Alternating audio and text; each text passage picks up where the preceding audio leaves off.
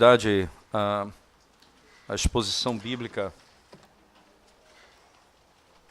do Evangelho de João, nós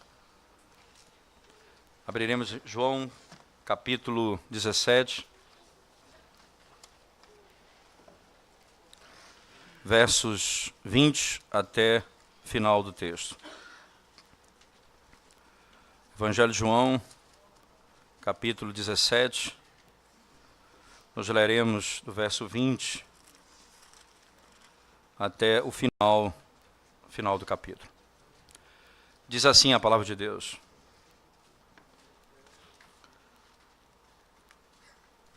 Não rogo somente por estes, mas também por aqueles que vierem a crer em mim por intermédio da sua palavra, a fim de que todos sejam um, e como és tu, ó Pai, em mim e eu em ti, também sejam eles em nós, para que o mundo creia que tu me enviaste.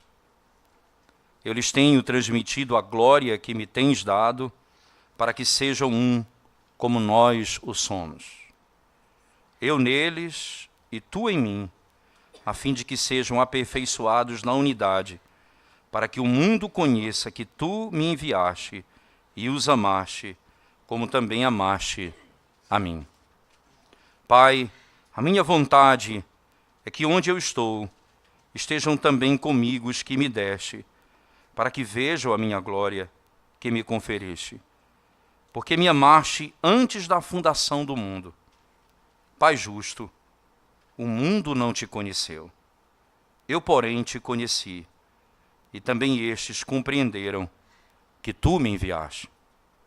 Eu lhes fiz conhecer o teu nome, e ainda o farei conhecer, a fim de que o amor com que me amaste esteja neles, e eu neles esteja. Amém. Mais uma vez, vamos à presença de Deus em oração, irmãos. Santo e bendito Senhor, a tua presença mais uma vez nós nos encontramos e prontos para ouvirmos a tua voz, mais uma vez falando ao nosso coração. Nós nos achegamos a ti, rogando ao Senhor que use de misericórdia para conosco e fale mais uma vez ao coração, à alma, à consciência, à mente do teu povo. E torna o teu nome conhecido, para que haja salvação no nosso meio. Em nome de Jesus nós oramos. Amém.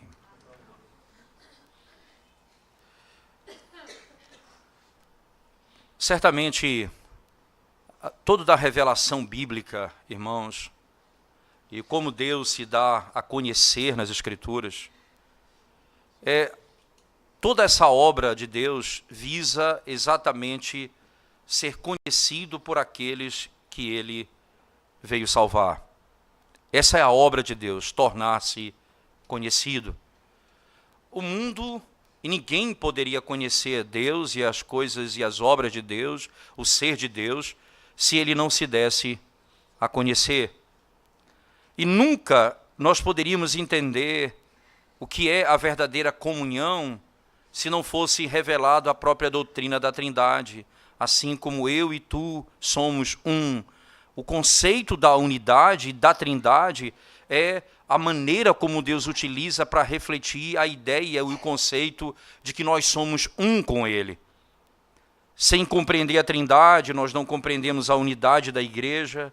Sem compreender a unidade da igreja, nós não temos uma apresentação clara do que é a doutrina da Trindade, e sem essa verdade, tanto da parte do conhecimento de Deus, revelada no ser de Deus, quanto na realidade da igreja, a comunidade, nele, nós não teríamos o conhecimento de Deus, não haveria a revelação de Deus, e nós não poderíamos saber quem é Deus. Toda a preocupação de Cristo é que aqueles que tu me deste conheçam a ti. Essa é a grande preocupação de Cristo. Que os homens te conheçam. Nós nunca vamos compreender e vamos entender exatamente o que é evangelização, o que é missão ou missões, como se fala, se no íntimo do nosso coração não tiver uma expressão de clamor, como Cristo utiliza no texto, exatamente no versículo 25. Pai justo, o mundo não te conheceu. É interessante que Calvino, quando comenta esse texto, ele diz que é como se houvesse um grito da alma de Cristo, da angústia da sua alma. Pai Santo, o mundo não te conheceu.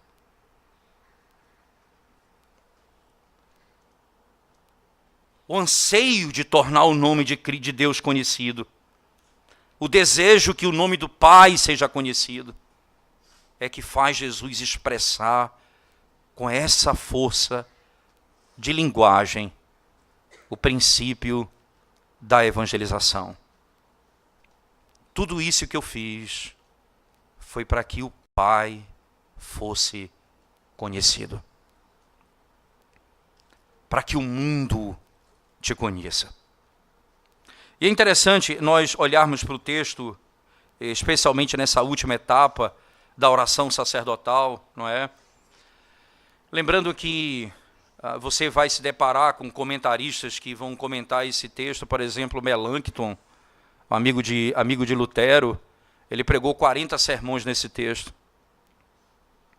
Sem dúvida, Thomas Manton pregou pelo menos 15 sermões nesse texto. Então é um texto de uma riqueza impressionante e que, usando apenas a estrutura do texto, dividimos eles em 3 partes.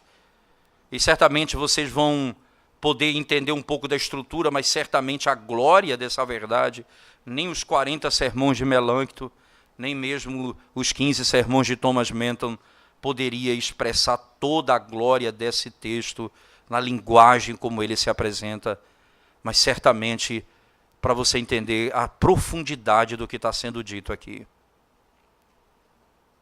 O texto é a terceira parte da oração, lembrando que do capítulo 17, de 1 a 5, Jesus ora por ele e pelo seu ministério. Do verso 6 até o verso 19, ele ora pelos seus discípulos. E do verso 20 até o final, ele ora por aqueles que vão crer, os que ainda hão de crer no seu nome. Não apenas por aqueles, veja que o verso 20 diz assim: não rogo somente por estes. Não rogo somente por estes. E é interessante porque que no verso 9 do capítulo 17 ele diz: é por eles que eu rogo, não rogo pelo mundo, mas por aqueles que me deste, porque são teus, no 9 ele diz. E agora no 20 ele fala: não rogo somente por estes. Não apenas por esses aqui agora, mas por aqueles, diz o texto, mas também rogo por aqueles que vierem a crer em mim, por intermédio da sua palavra. Não apenas por esses, mas por aqueles que vierem a crer em mim, por intermédio da sua palavra. Essa é a terceira parte da oração. E aí o Cristo agora ora por todos os convertidos, por meio do testemunho dos apóstolos. Se você tem dúvida se Jesus orou por você no tempo que ele esteve na terra, você pode, se você tem alguma dúvida, hoje é o dia que a sua dúvida precisa terminar. Aqui Jesus orou por todo o seu povo. É interessante quando nós estamos vivendo alguma aflição na vida, algum sofrimento, alguma dor, difícil de carregar sozinho, quando você ouve alguém dizer: nós temos orado por você, a igreja tem orado por você, nós temos aliviado as cargas uns dos outros. É tão bom ouvir isso, mas ainda melhor é saber que Cristo orou por nós. Eu não rogo apenas por esses, mas por aqueles que ainda vierem a crer. Foi assim também no período de Abraão. Não foi diferente no tempo de Abraão.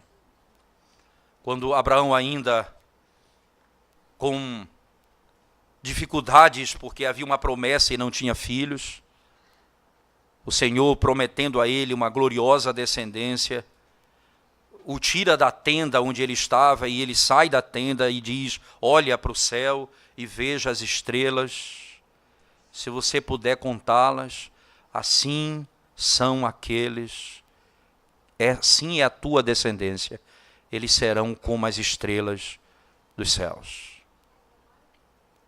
É interessante que quando Israel está pronto para entrar na terra prometida, no final do capítulo 3 de Deuteronômio, nós somos lembrados disso. Eles são como as estrelas do céu. Saíram num número pequeno do Egito e agora são como as estrelas dos céus. Naquele momento, então, o Senhor, chamando Abraão, disse: esses são os meus. E essa linguagem é tão interessante que em Isaías ele diz: ele conhece as estrelas e as chama pelo nome. É como seu rebanho que ele conhece pelo nome. Naquele momento que ele chama Abraão, cada um de nós ali foi visto nos céus, contado como as estrelas, e agora intercedido por Cristo, orado, buscado pelo Filho do Deus Altíssimo.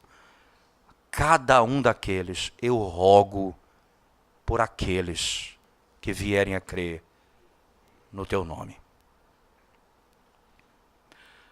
Essa é a segurança, essa é a glória da igreja do Senhor, porque essa marca é a marca do Cristo que nos redimiu. Diz o apóstolo Paulo que ele vive a interceder por nós. Essa é a grande marca. Ele vive a orar por nós.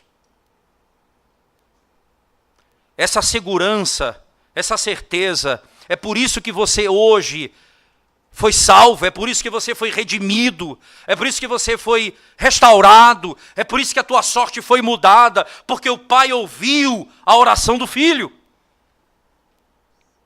O Filho que deu a vida por aqueles que o Pai lhe deu, ora por aqueles por quem ele deu a vida, e o Pai ouve as suas orações.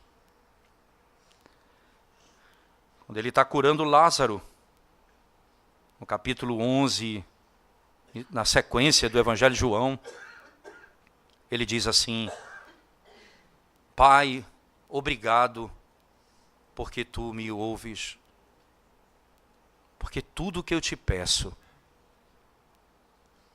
tu fazes. Obrigado, porque sempre o Senhor me ouve.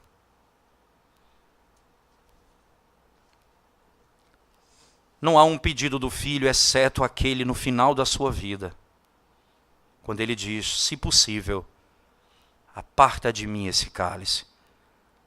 Mas o Filho obediente diz: contudo, seja feita a tua vontade. Porque não haveria outro meio de salvar aqueles que o Pai amou antes da fundação do mundo e entregou ao Filho. Não poderia ter outro meio. Era essa a maneira que Deus escolheu. No verso 20, então, ele diz: não somente por estes, mas também por aqueles que vierem a crer em mim por intermédio da sua palavra. Veja que coisa interessante. Eles vão crer em mim por meio da tua palavra. Você percebe que esse é o meio que Deus escolheu para salvar os seus. A palavra, a pregação da palavra, a pregação do evangelho, as escrituras sagradas. Esse é o modelo que Deus estabeleceu. Essa é a regra de Deus. Eles não vão crer em mim por meio de uma nova revelação. Eles não vão crer em mim por meio de qualquer outro tipo de revelação, mas por meio da tua palavra. Esses que vão crer em mim dessa maneira, porque vão crer na tua palavra. Que crerão em ti. É interessante, veja a expressão: por aqueles que vierem a crer em mim, por intermédio da tua palavra. Na sequência, aí, você perceba que aí, na sequência vem o objetivo disso. A fim de que Então, é nesse contexto que a unidade entra em tela, a fim de que todos sejam um. E como és tu, ó Pai, em mim e eu em ti, também sejam eles em nós. Aí de novo a finalidade, para que o mundo creia que tu me enviaste. Para que eles possam ser um em nós. Não é uma mera unidade externa. Não é simplesmente uma aceitação dentro de uma estrutura externa, mas é uma unidade fundamentada na união com Cristo e com Deus tão somente. Eu neles e tu em mim. Perceba a profundidade dessa relação. Eu neles. Assim como eu e o Senhor somos um, eles sejam um conosco. A unidade estabelecida aqui. Interessante, no texto de Efésios, no capítulo 4, verso 4 a 6, eu queria, por favor, que você abrisse as escrituras comigo. Efésios, capítulo 4, verso 4 a 6, diz assim a palavra de Deus. Há somente um corpo e um espírito, como também fostes chamados numa só esperança da vossa vocação. Há um só Senhor, uma só fé, um só batismo, um só Deus e Pai de todos, o qual é sobre todos, age por meio de todos e está em todos. A unidade do novo nascimento, da fé e do amor. Essa é a unidade. Aqueles que têm esse conceito estabelecido. Interessante que no texto ele vai dizer, voltando para o texto de João, especificamente no verso 21, a fim de que todos sejam um, e como és tu, ó Pai, em mim e eu em ti, também sejam eles em nós. Tu és em mim e eu neles. A unidade do cristianismo, irmãos, é parte da imagem de Deus. Nós somos feitos à imagem de Deus. Nós somos restaurados à imagem de Deus. A igreja, a unidade do corpo de Cristo, revela a imagem de Deus. Uma figura invisível, ou melhor, uma figura visível da unidade da Trindade. Essa é a expressão visível da gloriosa unidade da Trindade. Exatamente assim. Eles vão ver que nós somos um pela unidade que eles têm. Primeira coisa importante, irmãos, é que eles são um. Entenda, a primeira coisa importante é que ele ora por aqueles anteriores, no verso 9, ora por aqueles que vão crer, e perceba a primeira coisa, nós somos um. Esse é um ponto importante. Existe uma só igreja. Não existe duas igrejas do Senhor. Uma igreja no Antigo Testamento e uma igreja no Novo Testamento. Todos os que creram no nome do Senhor, seja na Antiga Aliança ou na Nova Aliança, esses são um com Ele. Essa unidade, esse corpo de Cristo não pode ser quebrado. Não existem duas igrejas. Não existe Israel e existe a igreja. Existe a igreja do Senhor, da Antiga Aliança e da Nova Aliança. Essa unidade é posta e me parece claro quando ele diz exatamente isso. Não rogo somente, no 21, a fim de que todos sejam um. A fim de que todos sejam um. Todos, não apenas estes, mas aqueles, eles são um. Me parece que essa também é a tese paulina posterior, quando ele vai escrever na carta aos Efésios, no capítulo 2, verso 11 em diante, quando ele diz que a barreira da inimizade foi quebrada entre gentios e judeus. E Paulo diz, ele quebrou a barreira da inimizade, fazendo dos dois um só povo, criando a paz. Essa imagem que Paulo usa lá na carta aos Efésios, dos dois, dos gentios e judeus, em Cristo, eles foram feitos um só povo, quebrando a barreira da inimizade entre eles. O amor sobrenatural que une e que dá vínculo aos cristãos é uma poderosa demonstração da verdade do Evangelho, pela qual Deus atrai pecadores para Cristo e para a sua igreja. Vou repetir. O amor sobrenatural que une os cristãos é uma demonstração poderosa da verdade do Evangelho, pela qual Deus atrai pecadores a Cristo e para a sua igreja. A unidade da igreja. Por favor, no capítulo 13 do livro de João ainda, João capítulo 13, verso 35, por favor.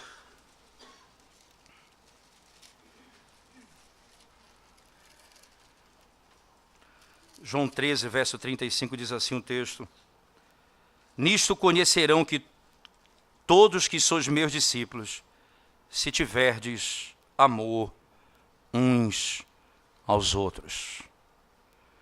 Nisto conhecerão que sois meus discípulos.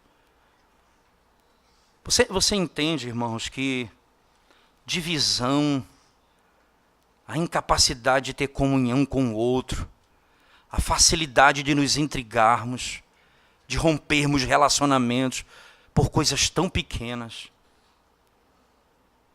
tentando quebrar o vínculo que nos une.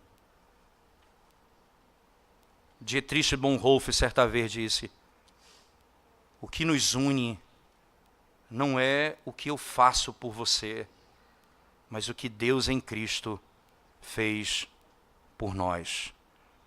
O que fazemos uns pelos outros não pode quebrar o que Deus em Cristo fez por nós.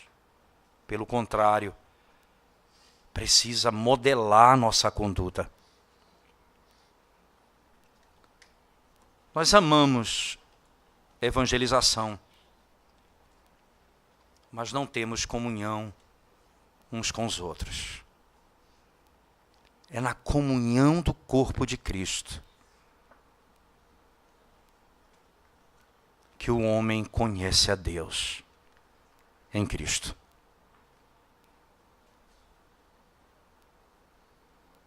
É interessante você compreender isso.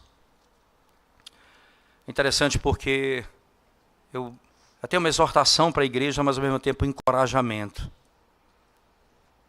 Não poucas vezes nós ouvíamos no nosso meio o seguinte elogio. Quando eu fui à igreja da Aliança, eu pensei que lá era esse negócio de neopuritano e todo mundo era fechado, carrancudo, ninguém falava com ninguém, as pessoas não se importavam umas com as outras. E de repente eu cheguei lá e me deparei como as pessoas gostam umas das outras. Isso foi testemunho que chegou a mim.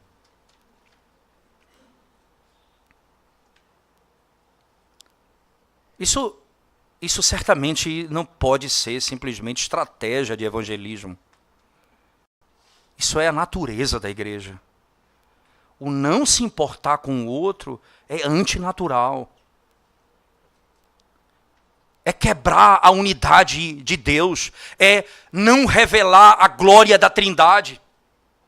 Viver separado, à margem, à parte, isso certamente não é a revelação da unidade da igreja, e muito menos do ser de Deus.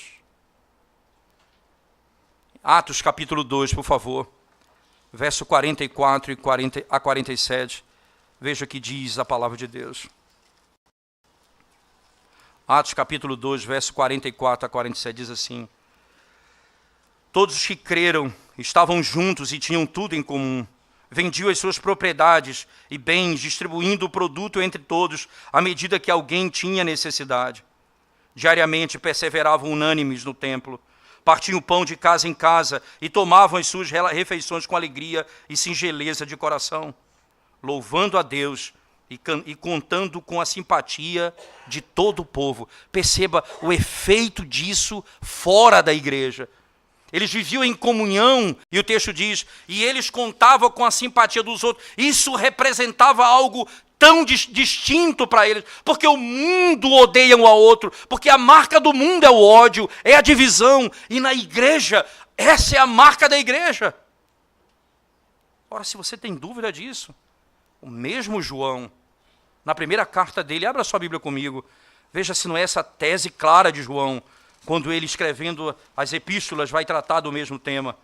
Primeira carta de João, por favor, no capítulo 3, ele diz assim, primeira carta de João, capítulo 3, especialmente, primeira carta de João, capítulo 3, especialmente o verso 10 em diante, diz assim, nisto são manifestos os filhos de Deus e os filhos do diabo.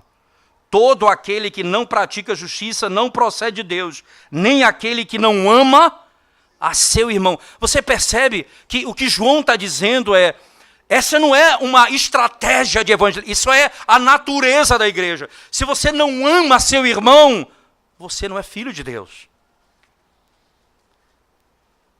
Se você odeia o seu irmão,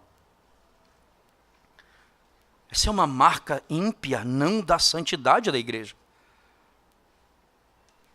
Na sequência, você vai ver por que isso é verdade. No capítulo 4 da mesma carta, veja as palavras do verso 7 em diante. Amados, amemo-nos uns aos outros, porque o amor procede de Deus. E todo aquele que ama é nascido de Deus e conhece a Deus. Aquele que não ama não conhece a Deus, pois Deus é amor.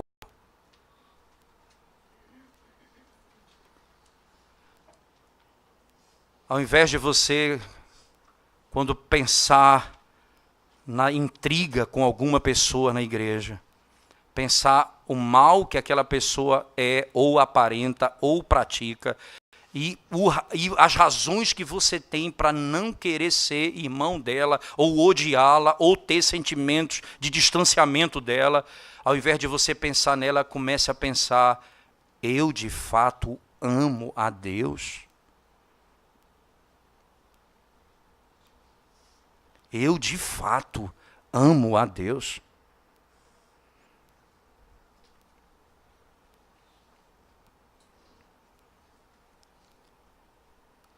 A minha vida reflete essa verdade, de fato? A estrutura, então, de João nos exorta com tanta clareza que nós devemos ser como ele é. Voltando para a mesma carta de João, por favor. Capítulo 3 ainda, início do verso 1 em diante. Vede que grande amor nos tem concedido o Pai, a ponto de sermos chamados filhos de Deus. E de fato somos filhos de Deus. Por essa razão o mundo não nos conhece, porquanto não conheceu a Ele mesmo. Perceba, o ponto é o conhecimento. O mundo não o conheceu, nós conhecemos a Ele. E aí o que é que acontece com quem conhece a Ele? Veja a sequência. Amados, agora somos filhos de Deus e ainda não se manifestou o que haveremos de ser. Sabemos que quando Ele se manifestar, seremos semelhantes a Ele, porque haveremos de vê-lo como Ele é. Nós somos filhos, mas ainda não somos tudo aquilo que haveremos de ser. Nós seremos quando nos encontrarmos com Ele, quando entrarmos na glória, nessa plenitude. Então, veja o que João está dizendo. Você que é filho de Deus, você o conhece, o mundo não o conhece. No verso 10 que nós acabamos de ler, do capítulo 3 diz, essa é a diferença dos filhos de Deus, dos filhos do diabo. Os filhos de Deus amam e praticam a justiça. Por que eles praticam? Porque eles amam, porque eles serão como Deus é. E o que Deus é, segundo João, na primeira carta, no capítulo 4, Deus é amor. Então nós seremos como Ele é. Veja no verso 3 do mesmo texto. E assim mesmo se purifica todo o que nele tem essa esperança, assim como Ele é puro. O que Deus é? Deus é puro. Nós seremos puros na eternidade. E como vivem os que serão como Ele é? Na busca de uma vida pura. O que Deus é? Deus é justo. Veja o verso 7 do mesmo capítulo. Filhinhos, não vos deixeis enganar por ninguém. Aquele que pratica justiça é justo, assim como ele é justo. O que Deus é? Deus é justo. Então, nós seremos como ele é? Mas como vivem aqueles que ainda não são como ele é, mas já são filhos de Deus? Buscam a justiça, praticam a justiça. Deus é amor. Nós fomos alvos desse amor, mas nós ainda não somos aquilo que haveremos de ser, mas nós já somos filhos de Deus. E como vivem os filhos de Deus? Em amor, porque nós seremos como ele é.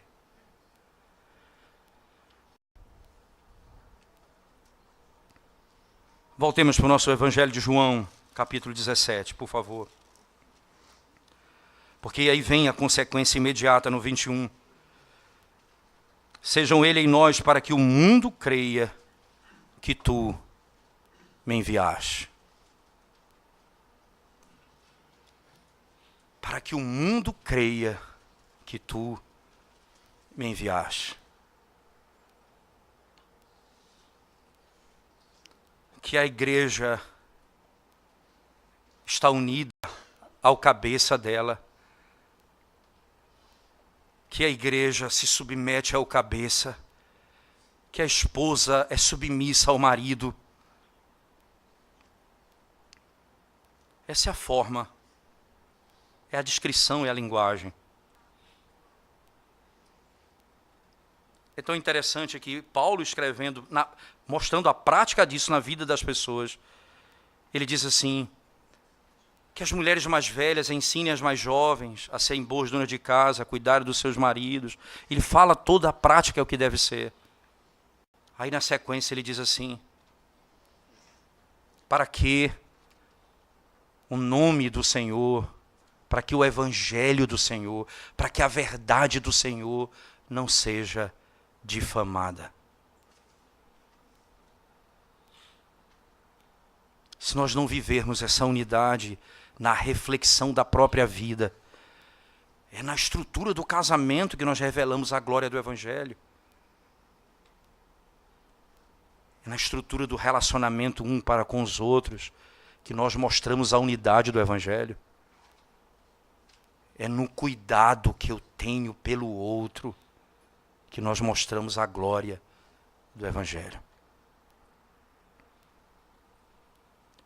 Isso é uma prova de que amar ao outro não é algo dentro da assistência social da igreja, não é um trabalho de voluntariado, é o reflexo da Trindade na igreja. Que nós somos feitos à semelhança dele. É o reflexo da Trindade na igreja. É interessante que nós lemos, por exemplo, no verso 6, no mesmo verso 6 do capítulo 17 de João, veja o que diz o texto, por favor. Manifestei o teu nome aos homens que me deste do mundo. Eram teus, tu nos confiaste, e eles têm guardado a tua palavra. O fundamento da unidade cristã é o evangelho, é a revelação de Deus. Esse é o fundamento.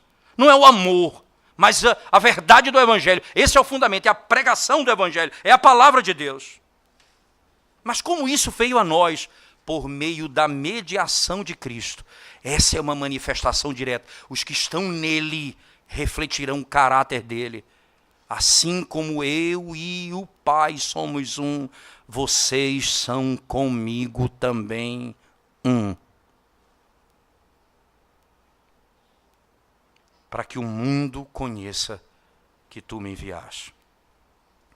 No mesmo texto de Efésios que nós lemos no capítulo 4, por favor, mas lemos apenas o 4 e o 6, veja, por favor, o verso 13 do capítulo 4 de Efésios, na sequência do argumento de Paulo, ele diz, no verso 13, até que todos cheguemos à unidade da fé e do pleno conhecimento do Filho de Deus, à perfeita varolinidade, à medida da estatura da plenitude de Cristo.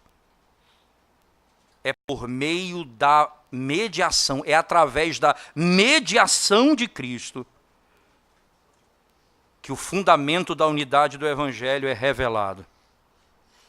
Exatamente porque nós seremos como ele é, à medida da estatura dele. Verso 24 ainda, do João, capítulo 17, voltemos ao nosso texto base, por favor. O texto diz assim, o verso 22 ele diz, eu lhes tenho transmitido a glória que me tens dado, para que sejam um como nós o somos. Eu neles e tu em mim, a fim de que sejam aperfeiçoados na unidade. Você percebe? Você vai crescer na unidade. Como Paulo fala lá aos Efésios 4:13, nós vamos sendo aperfeiçoados. E aí ele diz assim no texto, eu neles e tu em mim, a fim de que sejam aperfeiçoados na unidade, para que o mundo conheça que tu me enviaste e os amaste, como também amastes a mim. É nessa relação que o mundo vai conhecer acerca do Evangelho. Interessante, no verso 24, vem a oração na sequência, Pai, a minha vontade é que onde eu estou, estejam também comigo os que me deste, para que vejam a minha glória, que me conferiste, porque me amaste antes da fundação do mundo. O desejo último de Cristo, a sua vontade última é essa. É constituir os seus eleitos em noiva. É casar com ela e morar na casa do Pai por toda a eternidade. A igreja que tu me deste, eles vão usufruir da infinita glória e do infinito amor de Deus pela união última e pela comunhão última com seu Filho amado na eternidade. E interessante, antes da fundação do mundo, ele diz, o meu desejo é que eles estejam comigo onde eu estou. Às vezes, é difícil pensar quando você vê pessoas cheias de vida, saudáveis, de repente o Senhor, na sua sabedoria, nos seus planos, os permite passar por doenças e aparentemente o fim é bem próximo. O que deve consolar o seu coração? Quando os jovens que vivem nas baladas estão vivendo muito bem e você que ama a Deus está sucumbindo em uma enfermidade. O que deve acalentar o seu coração? É que Deus está ouvindo a oração do seu filho. E o filho disse ao pai, eu quero que eles estejam comigo onde eu estou, para que eles vejam a minha glória. Agora nós só podemos ver a glória que se pode conhecer. Mas haverá um dia que nós veremos a glória de Deus na face de Jesus Cristo. O que deve acalentar o coração? Deus ouviu a oração do seu Filho amado. E lembre-se, Ele sempre ouve a oração do seu Filho. E os seus habitarão com Ele na eternidade. Jovem, velho, não importa. Os seus, Ele chamará para si. E habitarão com Ele por toda a eternidade. E toda a preocupação de Cristo é mostrar a glória da Trindade na união da igreja, na comunhão do povo de Deus. Mas aí vem, na linguagem de Calvino, a expressão que só se compara à linguagem da cruz, quando ele disse: Deus meu, por que tu me desamparaste? Calvino diz que aqui Jesus diz: Pai justo, o mundo não te conheceu. Aqui é o início do anseio, da verdadeira evangelização, do desejo de ver o homem salvo. Eu quero ver o teu nome conhecido. Não é a minha glória, não é o meu nome, é teu nome conhecido. O mundo não te conheceu. Nós não sofremos por ver os homens odiando a lei de Deus. Não há lágrima nos nossos olhos, nem angústia na nossa alma, por ver o nome do Senhor ser motivo de piada entre os ímpios. Porque os homens não amam a lei de Deus. O salmista diz: os homens não amam a tua lei. Jesus diz: Pai justo. É a primeira vez que essa expressão é usada em toda a Bíblia. Pai justo. E vem da boca do Filho. Tu és justo. Que se contrapõe a toda a impiedade. Tu és perfeito. O mundo não te conheceu. Por que nós desejamos que as pessoas sejam salvas? Por que nós oramos para que os nossos familiares se convertam? E qual é a tristeza da nossa alma? É porque os nossos vão para o inferno? Ou porque eles não conhecem a Deus? Jesus disse: Pai justo, eles não te conheceram. O mundo não te conheceu.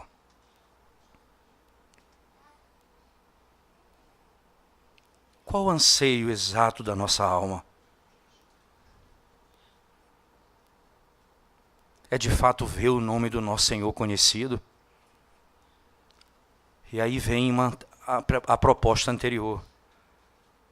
Por que então nós vivemos em divisão no meio da igreja, não refletindo a unidade no corpo de Cristo? Por que não nos esforçamos para ter comunhão uns com os outros? Por que somos sectaristas? Por que nos apartamos dos nossos irmãos? Se você deseja ver o nome do Senhor conhecido, você precisa primeiro buscar, refletir a unidade da Trindade na comunhão dos santos.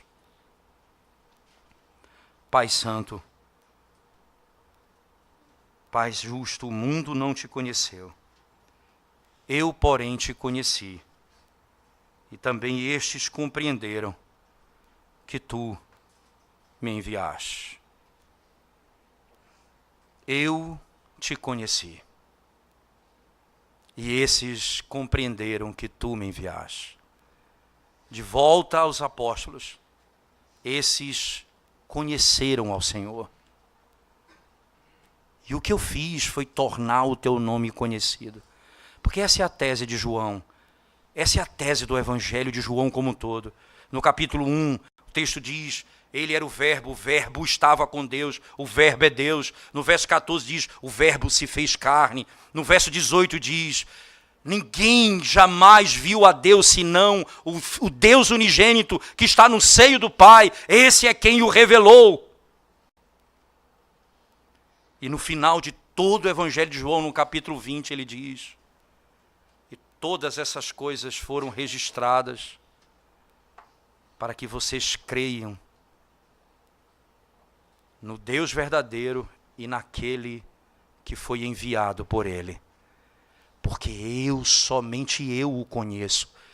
Você nunca poderá conhecer a Deus se não for em Cristo. Veja, o mundo não te conhece. Essa é a imagem que revela, que descreve exatamente a impotência do homem. O mundo não pode conhecer a Deus. Como então pode conhecer a Deus? Somente por meio daquele único que conheceu a Deus. E Deus vai ser conhecido nele.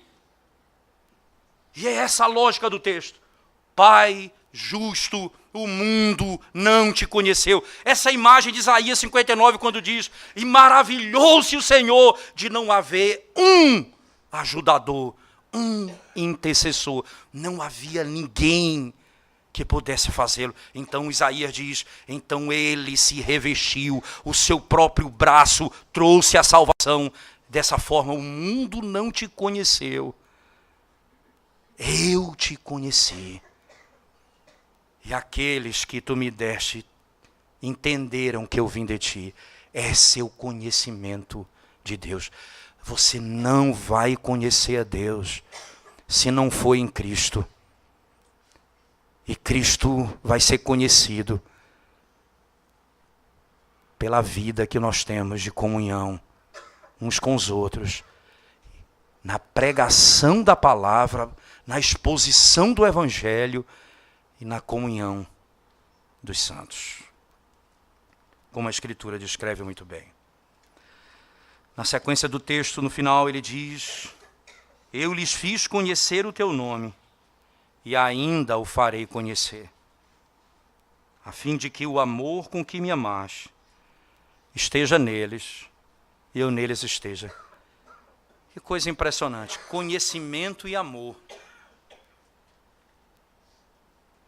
Veja, eu lhes fiz conhecer o teu nome, e ainda o farei conhecer, a fim de que o amor com que me amaste esteja neles e eu neles esteja. O Senhor declara: eu lhes fiz conhecer o teu nome. O Senhor diz: e ainda farei conhecer. Essa é a lógica da revelação. Irmãos, nós só conheceremos a Deus porque Cristo é o profeta que continua revelando o Pai. A verdade do Evangelho objetiva trazer o povo em comunhão com Deus e o amor compartilhado da Trindade. Perceba, esse é o objetivo final. A verdade do Evangelho objetiva trazer o povo à comunhão com Deus e o amor compartilhado, visto, percebido na Trindade. É isso que o Evangelho vai fazer. Conhecer a Deus e mostrar o amor da Trindade na comunhão dos santos. Eu ainda farei conhecer.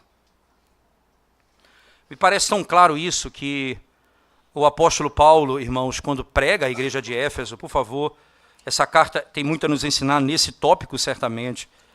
Então, por exemplo, lá, especificamente no capítulo 2 da carta do apóstolo Paulo à igreja de Éfeso, ele diz assim, a partir do verso 13 em diante, ele diz: mas agora em Cristo Jesus, vós que antes estáveis longe, fostes aproximados pelo sangue de Cristo, porque ele é a nossa paz, o qual de ambos fez um, e tendo derribado a parede da separação que estava no meio, a inimizade, aboliu na sua carne a lei dos mandamentos, na forma de ordenança, para que dos dois criasse em si mesmo um novo homem, fazendo a paz, e reconciliasse ambos em um só corpo com Deus. Veja, reconciliasse ambos em um só corpo com Deus, por intermédio da cruz, destruindo por ela a inimizade. Você sabe por quê que a inimizade não cabe? A parede da separação, que é a da inimizade, foi quebrada. É por isso que a falta de comunhão não condiz com a obra do Evangelho,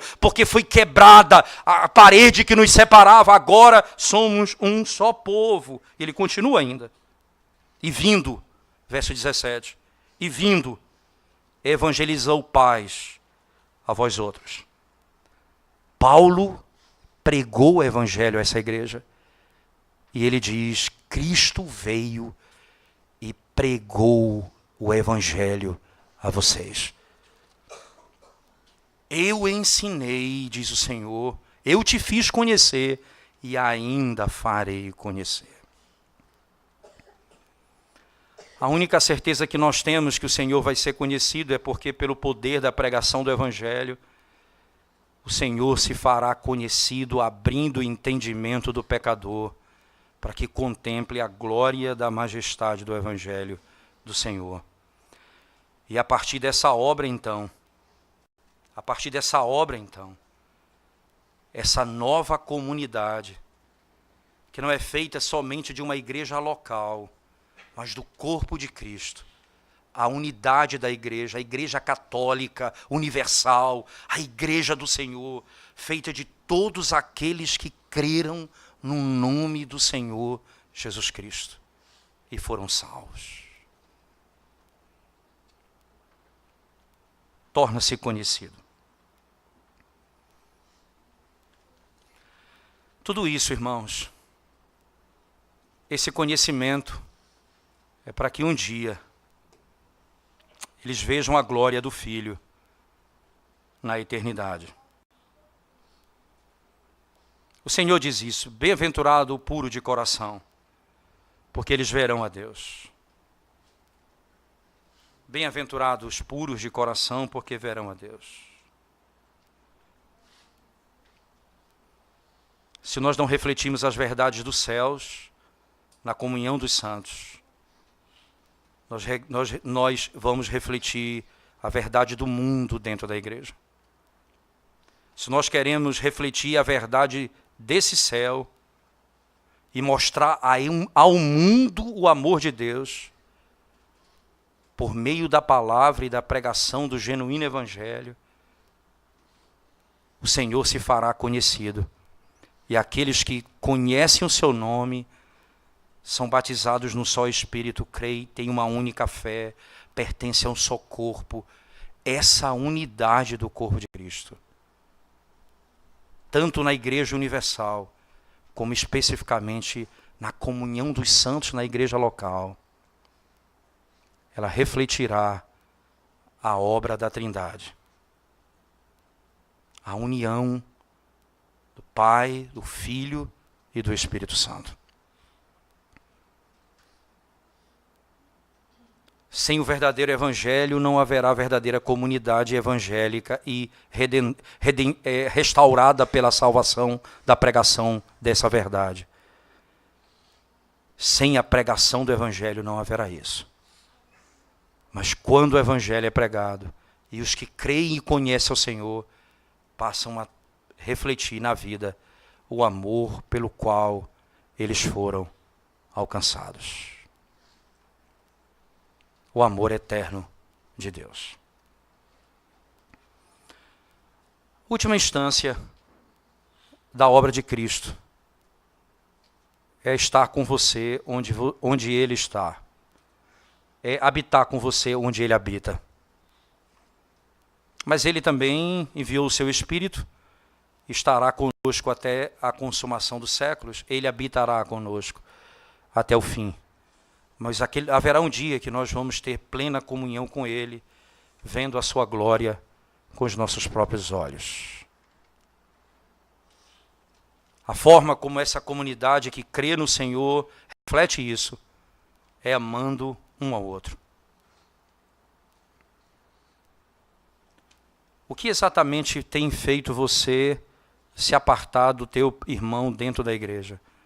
É maior do que Cristo fez por você, trazendo você do mundo para a igreja, tirando você da morte para a vida, quebrando a barreira da inimizade.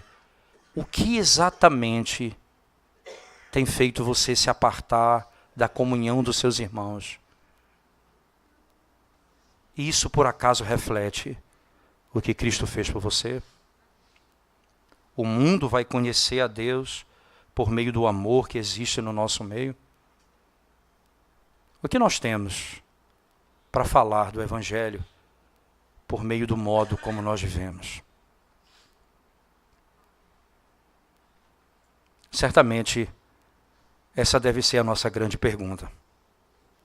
E o nosso grande desafio como igreja. Nós de maneira alguma, nós somos unidos uns aos outros por aquilo que um faz para o outro, mas por aquilo que Cristo fez por nós. Tendo Ele morrido por nós, o que temos suportado para termos comunhão uns com os outros. Vamos orar ao Senhor mais uma vez. Senhor, nós te damos graça, porque a tua oração é perfeita e é ouvida.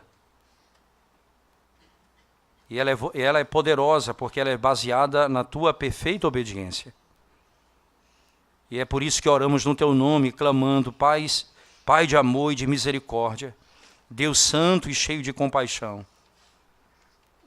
Torna-nos, Senhor Deus, cada vez mais uma igreja que ama ao outro, ao próximo, que se humilha em nome da comunhão, em nome da paz, que se submete ao outro, que caminha uma outra milha, que dá ao outro lado. Ajuda-nos a sermos, ó Deus, uma igreja que busca de fato tornar o nome do nosso Senhor conhecido, por meio da comunhão e da união entre os irmãos. Ajuda-nos na pregação da tua palavra, porque sem o teu evangelho, certamente a igreja não terá papel de refletir a glória do evangelho. Sem a pregação do teu evangelho, sem o ensino da tua palavra, sem a glória do evangelho de Cristo anunciada, não haverá restauração, não haverá mudança de vida. Então, Senhor, mais uma vez, fala conosco. Mostra a glória do teu evangelho a cada um de nós. E assim, Senhor, ensina-nos a amar uns aos outros, como o Senhor nos amou em Cristo Jesus. No nome dele nós oramos. Amém.